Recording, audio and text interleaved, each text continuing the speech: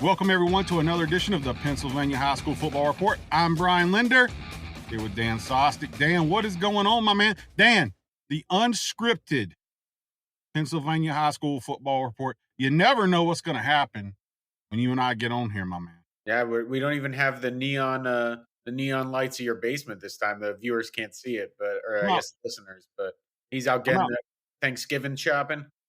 I'm out driving around looking like I'm from South Carolina with a camouflage Kubota hat on, and yeah, you look like Dad gave me to we're work about on to hunt some turkeys for next Thursday. Got a Popeyes turkey, Dan. I caved. I'm from South Carolina. We do Thanksgiving up big time, as a lot of people do from all over the country. My wife cooks it up. But we said, you know what? Everybody's raving about these Popeyes turkeys. Let's try one. Now, there's some sticker shock involved, Dan. Yeah, I'm looking at it right now. It looks delicious. But $63 over on, I think it was Jonestown Road, the new Popeyes in Harrisburg. Pull right up through the drive-thru, say, I want a frozen turkey, and they throw this giant frozen turkey in this bag, and it's got the Popeyes wrapping on it. You just take it out, pop it in the oven. Here come next week, and yeah, I mean, I trust Popeyes with anything. So all the Cajun seasonings. People say it is. People say it slaps, my man. So we're gonna find out. Yeah. $63 is a lot of money for a turkey. Yeah, and it says you can order a side with it too. That's pretty funny to me. It's got no sides, and I don't know how that would work either, because I don't know if you want frozen Popeye sides necessarily, because I mean, even though they're good, we're gonna find out. Dan, we're gonna do this thing up big. Yeah, what are you doing for Thanksgiving? I'm going back home to suburban Philadelphia. Gonna eat some turkey. Say hi to my dogs. Eat some pecan pie. I'm kind of a huge Thanksgiving person. I like the meals. I'm not as big on the desserts, but hold on. How can you not like pecan pie? I love pecan pie. It's just that's the only dessert I like. I used to be a big apple pie guy. I've kind of graduated from that, but I mean, I'm just a very classic. Turkey's my favorite part of the meal. I just love getting a big old drumstick. I think it all depends on, if the turkey can be tricky. If you get the dry turkey, do it right. You have to do it right. The dry turkey, you're out of luck. You got to make sure that turkey isn't dry. Good ham. I like frying turkey, but this year we're going Popeyes pecan pies in winter. Where are you on? We're going to get to football, folks. I promise we are. It's almost Thanksgiving. This is fair game. Where are you on cranberry sauce? Ooh, no way. I can't do it. I knew you were. Yeah, I like it. I knew something's wrong with you. I know. I like the taste. I just hate the texture. So I'm fine. I'm fine with the little remnants of the cranberry sauce getting on the turkey, but I just do not like the gelatin texture. Cranberry sauce is so good. Yeah, I mean, I'm really just a turkey and gravy. Just boring favorite turkey days. Mashed potatoes and gravy. I'm not as big on the mashed potatoes. No, the macaroni and cheese is a lot of people. That's a big Southern thing. Is really good macaroni and cheese, but I'm not. My family once went to a restaurant for Thanksgiving. It was a really weird experience, but they had a lobster mac and cheese, and that was insane. That doesn't really count. That don't really count. If you're doing lobster mac and cheese, you're on a different tax bracket. Yeah, it was a one-time thing, and I wish I could have it again, but I don't even know where I could find that in Harrisburg. The sausage came up well, folks. Okay. He's a child of privilege. Yeah, my parents are both doctors, and I'm in journalism. So Dan went to Cranbrook. That's a private school. I went to Wissahickon Senior High School, Ambler, Pennsylvania. Sure, Dan. Hey, look, let's talk some football. Look, first thing I want to get into is one of the more interesting stories in Pennsylvania going into the week. We got Playbook Gate out Western PA. West Mifflin goes and plays Elizabeth Ford. They lose 42-21. Hours leading up to the game, story starts being reported that a West Mifflin school board member, who has since identified himself as Mark Uhas, had leaked the playbook or game plan. Been a little bit ambiguous there as to exactly what he did, except for what he says he did. Uh, to Elizabeth Ford, um, and he's supposed to be investigated with it. Dan, I've read the stories. I think you might have too, but Mark says his claim is, Dan, he worked in the healthcare field too, and that he visited a client across the road from Elizabeth Ford High School. And that when he left, he saw Elizabeth Ford's team practicing dance, and he went across the road, started to watch. Coaches approached him. They got into a heated argument, and that's when he told them during the argument, "That's why we are going to run." Supposedly, reportedly, and I believe he said this. That's why we're going to run the Wildcat right up your behind. We're a family podcast. Yeah, behind. And Mark might be telling the truth, Dan, but it sounds sketchy, Mark. I'm not accusing Mark Uhas of anything. I just honestly, I just like that this happened. I mean, I know it stinks for some of the players, but it's so funny that that. I think what was funny that it leaked before the game, because that kind of tells you that it was something that was kind of stewing behind the scenes for a while, and that they probably immediately could identify who did it. And I mean, especially in light of the Jim Harbaugh stuff, just I feel like everyone's antennas are up on this stuff, and the fact that the team ended up winning too is pretty fun. The old and again, Mark, if I'm misquoting you from what I read, or if they misquoted you, I apologize. You're more than welcome to come on the PI High School Football Report and talk about this. But the old, I got so heated I accidentally dropped the special formation and offensive game plan we were going to try to surprise them with Friday excuse. I don't know. It's a little bit weird, Mark. I don't know, my man. I don't know if I'm buying it. I hope it works out for Well, everyone. here's my question. Here's my question to you as a football watcher. If like if you're running the Wildcat full time anyway in 2023, are you really going to win that football game anyway? Like that's such an act of If you're desperation. doing it to catch them off guard, I mean, but it's like, so in my high school, we got a guy. His name is Trip Paget, and Trip has long been a integral part of our football program. Always been a guy to travel with the team and on. The funny thing was, he calls all the coaches and in the area and has relationship. Everybody knows him. He's a good guy.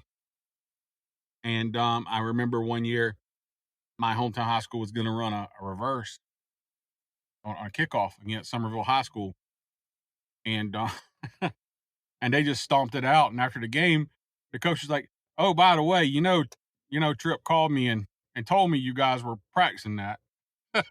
So it's like, It's you get like, heated with somebody. It's like, "Oh yeah, you just wait for this secret play we've been practicing, and the old double reverse pass. We're going to get you on that one." I don't know if I'm buying it here. yeah, but to me, it's the like if it's one play, it doesn't really affect the game, and then if you're running the Wildcat every other play, you're probably not winning that football game. That's in 2023. It's not the Ronnie Brown Dolphins anymore. That's an act of desperation. Well, it's not taking anything away from Elizabeth Ford. They are a good team. I think they're 10-2 now. They were favored anyway, but still, seems a little bit sketch. We'll see how this washes out. I don't think any kind of final investigation has been. Mark Uhas and Connor Stallions need to get together and release a podcast. Good luck to West Mifflin. Sorry this happened. Good luck to you, Mark. I hope it works out for the best. I hope you are telling the truth. It was all a big accident and misunderstanding, but that provided a little bit of interesting stuff, Dan, for us going into the week. And then obviously we get into last week. We had some surprises around here. Camp Hill beating Trinity certainly ranks up there. Camp Hill with all of their 20 players, but they got a really good quarterback, guys, and Drew Brandstetter. They pull off a shocker against Trinity, who we thought might make a run on another, district title and whatnot this year. They shocked everybody last year winning it. Camp Hill pulls that off. Any other surprises, real quick, from last week going into this week? Anything on your radar as we head in? You know, this will come out either tonight. We're recording on Thursday or Friday, where the games are, and then Saturday. Yeah, we kind of talked to Ep and I kind of talked about, who have been the standout almost MVPs sort of so far in the playoffs. And I think it's really hard to look past Hershey and what they're doing right now. I mean, uh Ep and I kind of said before the playoffs started that 5A bracket was wide open, that it was almost like 16 teams that were all completely even matched. Like there really weren't there really like the difference between the 1 seed and the 10 seed in that bracket, well, clearly because the 1 seed lost, was not that great. And I just I didn't know if Hershey was going to be able to maintain this level of scoring in the postseason when your offense is pretty much just so predicated around getting the ball to Angel Cabrera. But that kid has stepped up so big in the past couple games. I kind of joked on the pod on Tuesday that he's almost sort of like Derrick Henry, where he either has 30 carries for 200 yards and 4 touchdowns, or he has like 30 yards. But it's been a huge couple weeks for Angel, and that Hershey team's really surprising me. Just not in that I didn't think they were good, just more in that I didn't know that they were going to be able to win 2 straight road playoff games. The UPMC sports medicine experts in Central PA are here to help keep you in the game and improve your quality of life, no matter your age or activity level. Visit upmc.com/Central PA SportsMed to learn more.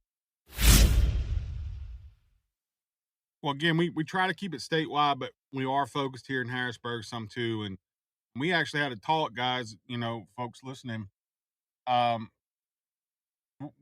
I have never been one to. I always put athletes, coaches. I'm sorry, I always put athletes over coaches, because coaches, athletes are original. First of all, they're going to tell you what they think, emotions real and all.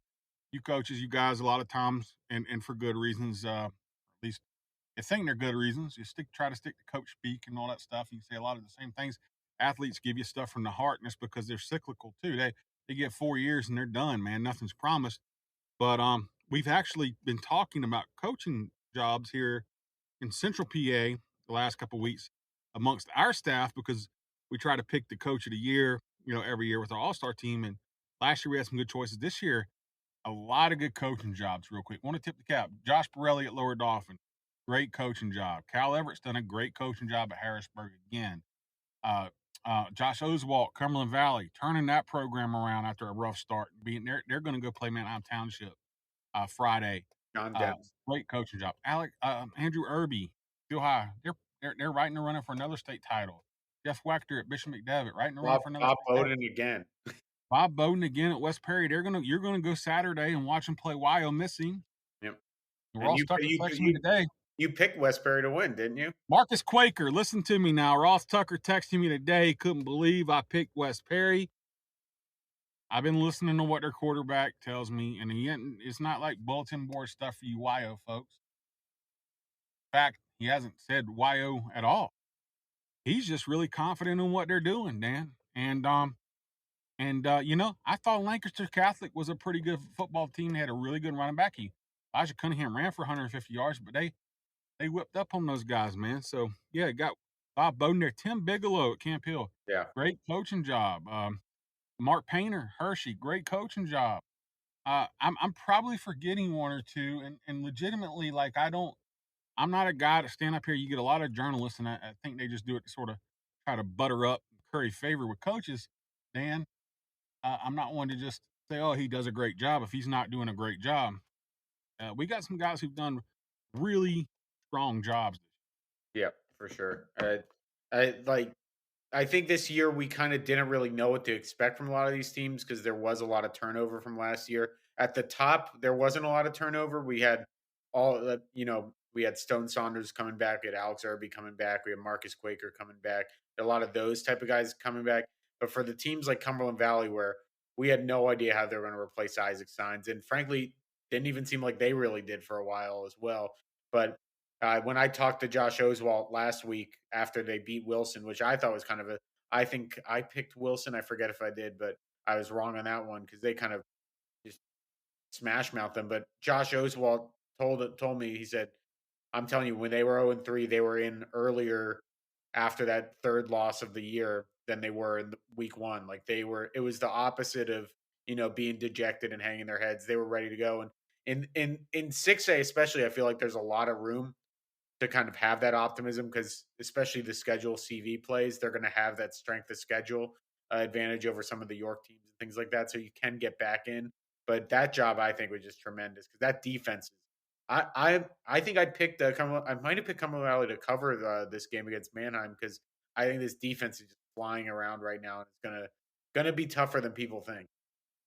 I'm breaking my rules because I always tell my guys and we tell you guys, we try to keep the podcast evergreen, which means that if you listen to it 2 weeks from now, it's not about necessarily something that happened the day of or whatever. But real quick, just looking at that, man, I continue to be excited about 6A, and it's because I think Manheim Township is a really, really good team. I think they're going to win it. Okay.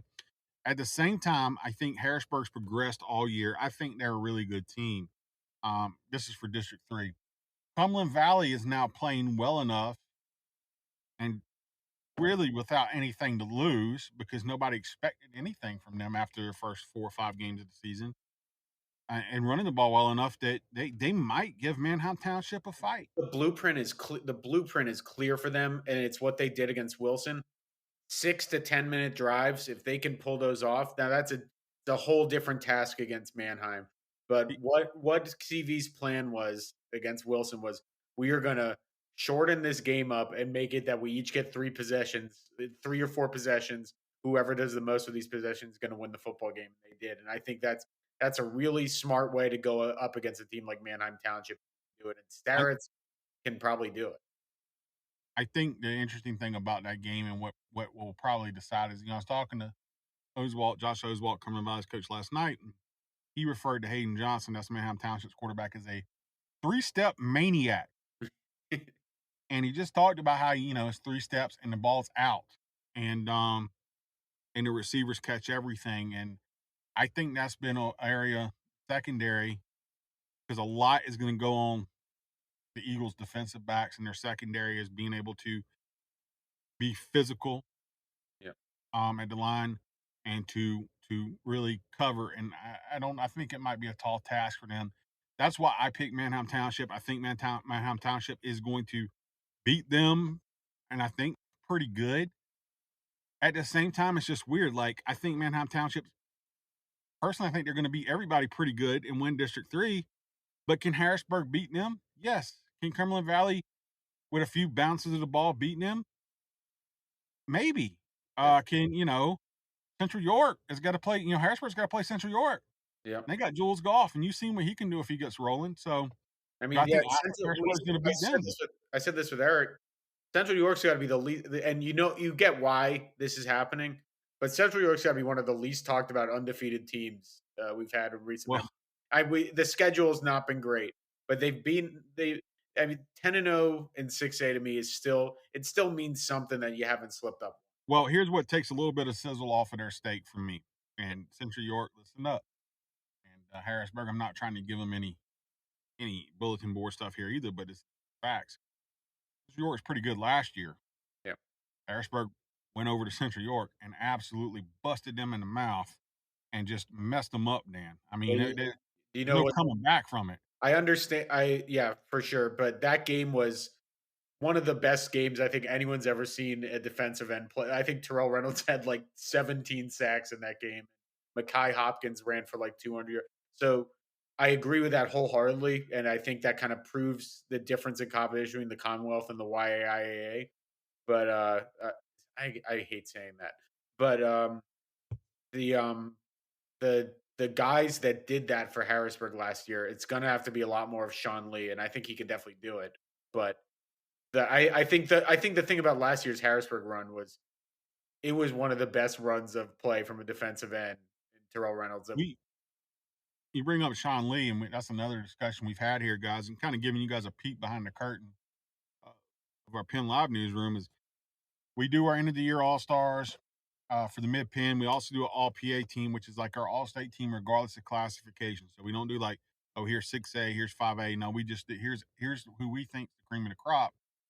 And, there's some good quarterbacks around the state. Samaj Jones was our all-PA first-team quarterback last year. Stone Saunders were our second team. We do 2 teams, but it's all classifications. And Samaj has had a really good year this year too. But, John, we were just having this discussion.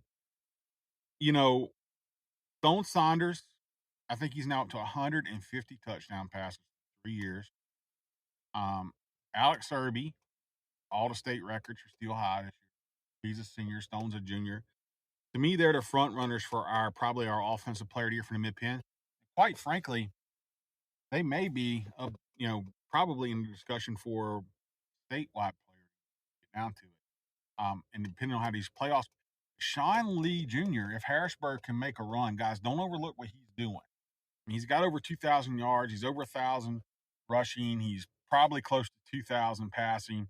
But he also has like 35 tackles and 3 or 4 interceptions. I think he's going to end up playing like safety in college, Dan, but he's a heck of a ball player, man. And if Harrisburg does go on a run, they do beat Manheim Township, he should probably be getting more respect statewide. Yep. Yeah. For me, it's always kind of like the balance, right? Of do you get wowed by the big passing yards and the 30 attempts and the 4 touchdown passes a game? Or do you kind of look at just what Sean Lee does all by himself, like on kind of when Harrisburg needs a play, that he just finds ways to gain 40 yards on the ground by himself? Because this isn't the NFL, right? This isn't where, you're looking ahead and being like, well, you can run for 100 yards as a quarterback in the regular season, but when you get to the playoffs, you need to be able to throw the ball. You can get away with, winning a state title with the way Sean Lee plays. And so I think it's a little different valuing that stuff in the player of the year discussion. That said, for me, I think it's Stone Saunders putting up some crazy numbers, and then Alex Irby is the record for me. For me, the arguments are kind of, they all have their decent arguments, but Alex Irby's, record breaking stuff is a pretty hard one. I agree. So we're going to have a tough decision, and we do have the luxury. Both of those guys are state title. Yeah, we do it right, unlike pro sports where they give out the award for the regular season and then you just watch the guy who wins MVP throws 3 picks in the playoffs and you're like, why'd we give that guy the MVP? We wait till everything's done. So we're waiting to see who's going to go and get it. And we were this is going to be one of the more exciting years. And if you guys don't know, you check out our all area teams. I know some people do all area teams and you get a list. Okay. I think I wrote 20,000 words last year for all area. We did 3 teams and we're talking about Mid-Penn here. We went 3 teams, and even anybody. Well, I think we went 2 teams in honorable mention, and even honorable mentions got a full bio, full write up. So we do take it seriously. We do look at everything. We look at film. We call coaches. We look at stats. And we all talk as writers too. I talk to all my writers and say, hey guys, what do you think about this guy? What do you think about that guy? Give them an opportunity to get on soapboxes, watch a lot of football, and soapboxes and make a case for their guys. So it's a really, really in depth piece we do to kind of honor the guys who worked all summer and had really great seasons. But it's going to be a fun year in terms of like trying to make some decisions. Running backs too, guys. Bryce Derrick's really turned the season around for Cumberland Valley. He's at 12 or 1,300 yards. And Cole Bartram. It honestly becomes a conversation where it's like a guy like Messiah Mickens, who I think a lot of us agree might be the best running back in the state. He's missed a lot of games due to injury. Did not have the second half he had. He had a good second half, but not. There are some kids who are still playing right now with bigger numbers than him. It's going to be, and then it's kind of the discussion what you saw, because what we saw when he was healthy, like I said, he looked like the best running back in the state. But how do you weigh that? And another guy, Dan, is I think Messiah is the most talented back in the Mid-Penn, maybe the state. But another guy who, never really slowed down, and he didn't get banged up, who's pretty darn talented and needs to be in a discussion. Another guy who's not getting a lot of love statewide, Jared Porter, is a hell of a football player. Well, I've said this before, but Lance Dean he always makes sure when I talk to him, Jared Porter's the best running back in the state. He doesn't want me parroting what I say about Messiah Mickens. He says Jared Porter is the best running back in the state. It's no disrespect for Messiah.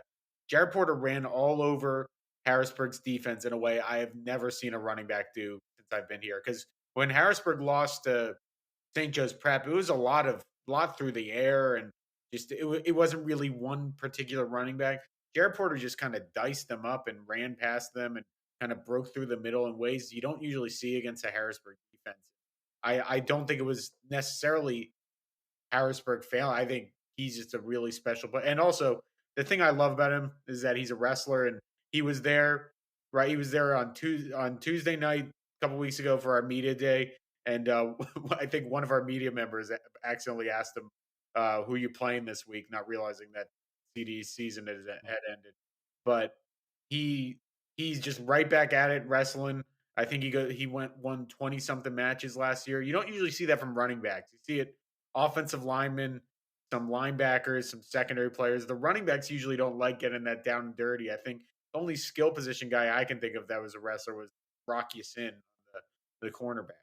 And he had over 2,000 yards, I think, of offense. So, like, his team didn't do as well, but to me, he's right there in the discussion too. So it's going to be fun times with that. We got a lot going on, guys, at PennLive.com. We got a lot of outside of football, we got some Central PA teams playing for state championships this weekend. Trinity volleyball Saturday, Palmyra field hockey. I've got the Camp Hill doubleheader on Friday. Camp Hill, yeah, Dan's going to Camp Hill soccer, playing for a state championship at 1:00, and then Camp Hill football that night.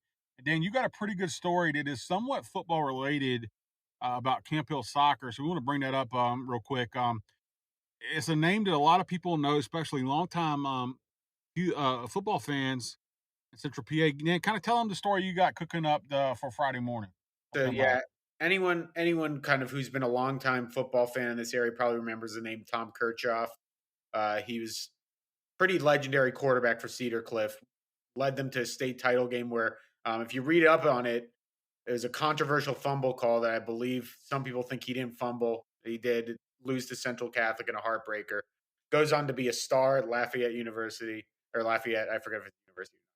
But even gets a cup of coffee with the Philadelphia Eagles. He was the Unitas Golden Arm finalist at Lafayette, which tells you all you need to know. But he ends up moving back to the area, has 4 kids. And then when Ty, the youngest, 3, diagnosed with ALS, and he passed away in 2015. And now Ty, who, again, 3 when he was diagnosed with ALS, is now Camp Hill's leading goal scorer for a team a win away from a state title game. And just really impressive family. His mom, who's still with us, is also dealt with some issues as well. But just he wears a wristband, wears his dad's number. Has been one of the best players in the area too. So scored the goal to send him to state. Yeah, so scored the goal to send him to state. Just a really good story. He's obviously a lot to process, that kind of stuff, but really cool to kind of see him carrying on because basically anyone you talk to, his dad was just a huge part of the Cedar Cliff football history, and cool to see their legacy living on. So we'll have that tomorrow, Friday morning, today, as you're listening on PennLive.com. We'll have plenty of other stuff too. I got some a football feature I'm going to put on Cumberland Valley, how they turn their season around. Working on a football notebook that we'll have out tomorrow. Yes, Ross Tucker, my man. We will have some West Perry stuff in there. And then of course we'll have game coverage tomorrow night. We'll have scoreboards, live scoreboards. We'll have statewide scoreboards when it's all said and done. And then Saturday we're right back at it. State championships, all that good stuff. We're meeting on Monday, Dan, to get our plans out the way, and we're gonna eat turkey. Yep.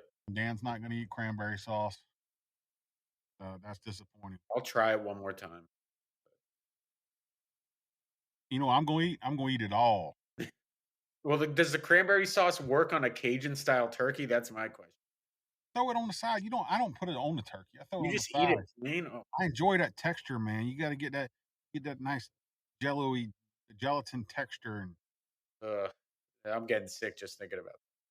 Sometimes I'll just eat it by itself. I like cranberry juice.